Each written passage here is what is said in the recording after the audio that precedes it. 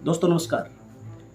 आज हम मेवात के इलाके में खास करके जो 31 तारीख को यहाँ जो घटनाक्रम हुआ है उस घटनाक्रम पर अलग अलग लोगों से, प्रोफेसर, वकील, यहाँ के किसान, यहाँ के मजदूर जो लोग हैं उनसे यहाँ के घटनाक्रम पर बातचीत करने के लिए आए हुए हैं। और अभी हम सिद्दीक अहमद जो इतिहासकार हैं और इतिहास के बारे में अलग अलग यहाँ का जो मेवात का जो इलाका है और मेव खास करके जो समुदाय है उनका जो इतिहास है उसके बारे में भी बहुत बार इनके लेख आपको पढ़ने को मिलेंगे। किताबें भी इन्होंने लिखी हैं, तो वो आज हमारे साथ हैं और हम उनसे इस पूरे घटनाक्रम के ऊपर कुछ बातचीत करेंगे। सर, ये जो 31 तारीख को जो घटनाक्रम यहाँ घटित हुआ है इसके पीछे क्या कारण आपको लगता है, क्यों ये ऐसा हुआ अचानक? असल में ये यात्रा इससे पहले नहीं निकलती थी। 3-4 साल से ये यात्रा शुरू हुई। इससे पहले या तो यहाँ से कावड़ यात्रा निकलती थी तो तकरीबन 110 किलोमीटर लंबा रास्ता पूरा मेवात से गुजरता था, या गोवर्धन की 84 कोसी परिक्रमा मेवात से होकर गुजरती थी और वो अभी भी चल रही है। आज तक कोई इसी तरह की बात नहीं हुई थी, लेकिन 3-4 साल से ये यात्रा अलग अलग नामों से निकलने लगी है। कभी शोभा यात्रा के नाम से, कभी जलाभिषेक यात्रा के नाम से, कभी ब्रजमंडल यात्रा के नाम से, जबकि ये तो मेवात की भूमि है, यहाँ ब्रज की कोई बात नहीं है। तो पहले 3 साल भी ये यात्रा निकली है और किसी ने कोई ध्यान नहीं दिया। ये आते थे लोग और चले जाते थे, लेकिन इस बार 2 बातें हुई। एक तो मोनू मानेसर जो पिछले 4-5 महीने में 3 हत्याएं यहाँ मेवात की कर चुका है, मेवात में आकर उसने एक वीडियो डाला 2 दिन पहले कि मैं आ रहा हूँ मेवात। और दूसरा एक बिट्टू बजरंगी है फरीदाबाद से, उन्होंने एक वीडियो डाला कि मैं अपने ससुराल आ रहा हूँ, आप माला लेकर स्वागत के लिए तैयार हैं और ये मत कहना कि मैं चुपचाप आ गया चला गया, मैं बता के आ रहा हूँ और अपनी लोकेशन दे रहा हूँ। इस बार मैं पाली में हूँ और आपका बहनोई आ रहा है, आप माला लेकर तैयार। इस मामले से काफ़ी स्थिति गंभीर हो गई, लड़कों को गंभीर हो गई और उसमें ये था कि प्रशासन को अलर्ट हो जाना, क्योंकि जो 2 लड़के जुनैद और नासिर मरे हैं अभी तक उनका मामला चल ही रहा है और रोज़ाना वहाँ राजस्थान में उनके गांव और आसपास प्रदर्शन होते रहते हैं और बार बार वो मांग कर रहे हैं कि भाई हमें न्याय दिया जाए। तो ऐसे में मोनू मानेसर का यहाँ आना संदेह पैदा कर रहा था, लड़कों को उकसा रहा था। और जैसे ही ये यात्रा यहाँ से आई तो यहाँ से निकली तो एकदम से ये शोर हुआ कि भाई मोनू मानेसर आ गया।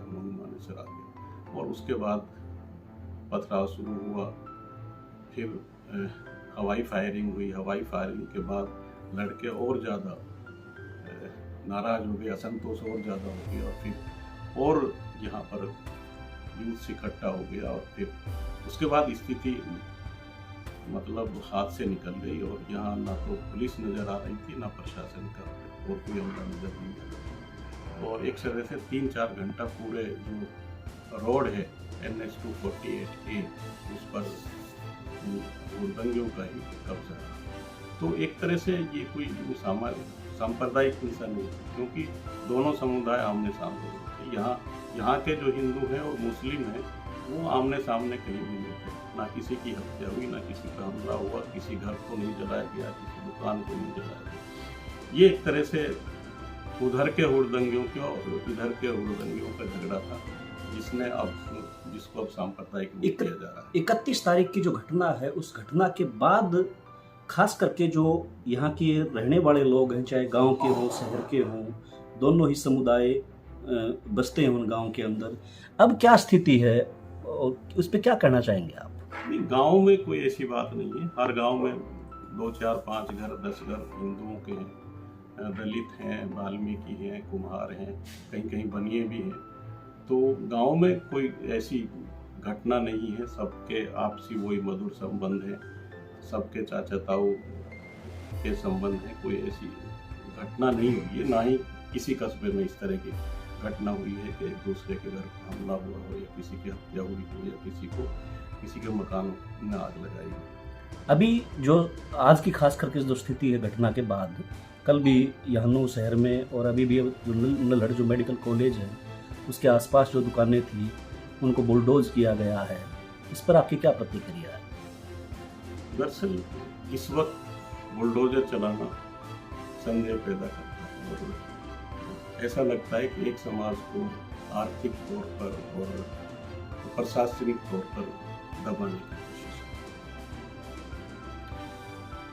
देश की आज़ादी से पहले और बाद में क्या ऐसी घटनाएं पहले भी कोई हुई हैं सांप्रदायिकता? मेवात हमेशा से समरस समाज रहा है और हमारी जो पालें हैं, जैसे जाटों में खाप होती है, हमारी यहाँ पाल होती है और उन पालों में जाट भी शामिल हैं, मीने भी शामिल हैं, कहीं कहीं अहीर भी शामिल हैं, कहीं गुर्जर भी शामिल हैं। इसलिए कभी इस तरह की घटना नहीं हुई क्योंकि हमारे जो सामाजिक संबंध थे वो बहुत मजबूत थे।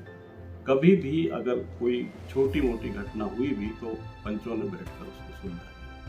इसलिए मेवात में ना तो आज़ादी से पहले ना आज़ादी के बाद कोई संप्रदाय नहीं था। हम लोग कई बार, जब मैंने भारत पाकिस्तान बंटवारा और मेवात किताब लिखी तो कई जो हमारे स्वतंत्रता सेनानी थे वो इंटरव्यूज लिए थे, तो वो कहते थे कि हमारे यहाँ कभी इस तरह का टेंशन भी नहीं हुआ और जब देश के दूसरे हिस्सों में सांप्रदायिक हिंसा होती थी हम लोग तो हंसते थे कि कैसे लोग हैं जो धर्म के नाम पर। तो यहाँ इस तरह की कोई बात नहीं। डॉक्टर अम्बेडकर ने भी इस बात को पॉइंट आउट किया है अपनी किताब भारत पाकिस्तान का बंटवारा में कि मेवात एक ऐसा क्षेत्र है जिसमें ना तो आज़ादी से पहले ना आज़ादी के बाद कोई संप्रदाय। आज भी जो संप्रदायों के बीच जो संबंध हैं वो बहुत मधुर हैं और बिल्कुल भाइयों की तरह सब लोग हैं। इस घटना के बाद जो कार्रवाइयाँ हो रही हैं खास करके पुलिस के द्वारा, जिला प्रशासन के द्वारा, उस स्थिति मतलब आप क्या संदेश देना चाहते हैं यहाँ के प्रशासन को, पुलिस को, सरकार को इन कार्रवाइयों के संबंध में? हरियाणा के जो आम लोग हैं उनको भी क्या संदेश आप देना चाहेंगे? नहीं, हम ये चाहते हैं कि जो कार्रवाई है, ठीक है, दंगा हुआ है, गलतियां हुई हैं, अपराध हुए हैं, जो कार्रवाई हो वो एक तो निष्पक्ष हो और दोनों तरफ, क्योंकि कहीं हथियार भी लहराए गए, कहीं हेट स्पीच भी हुई है, नारे भी लगाए गए। एक तो ये है कि ये कार्रवाई दोनों तरफ बराबर होनी चाहिए। दूसरा ये कि निर्दोष लोगों को नहीं फंसाना चाहिए और गांव के लोग जो सरपंच से हमारी बात हुई है, अगर वो प्रशासन को सहयोग करने के लिए तैयार हैं तो प्रशासन को सरपंच से सहयोग लेकर और गांव में जो सही जो दोषी हैं, वीडियोस हैं प्रशासन पुलिस के पास, वीडियोस में जो आ रहे हैं और वीडियोस में भी वो लोग जो जिनके हाथ में पत्थर है या डंडे या कोई हथियार है या वो एक्शन में वीडियोस में भी उसी को आप दोषी मानेंगे तो उनको सरपंच की मदद से अगर पकड़ेंगे तो गांव में फिर जो टेरर का माहौल है और जो लोग भागे हुए हैं, जंगलों में सो रहे हैं, खेतों में सो रहे हैं या पहाड़ में सो रहे हैं, वो जो टेरर है और वो जो कार्रवाई है वो बंद होनी चाहिए। और जो एक तरीका है, सभ्य तरीका है, जो लोकतांत्रिक तरीका है कि सरपंच किस लिए होते हैं, पंचायतें किस लिए होती हैं। गांव की छोटी सरकार तो पंचायत ही, आप पंचायत की मदद लीजिए, उनकी मदद से आप दोषियों को पकड़िए और दोनों तरफ के दोषियों को पकड़िए, उनके खिलाफ जो कानूनन जो कार्रवाई बनती है वो कीजिए। शुक्रिया आपका बहुत बहुत।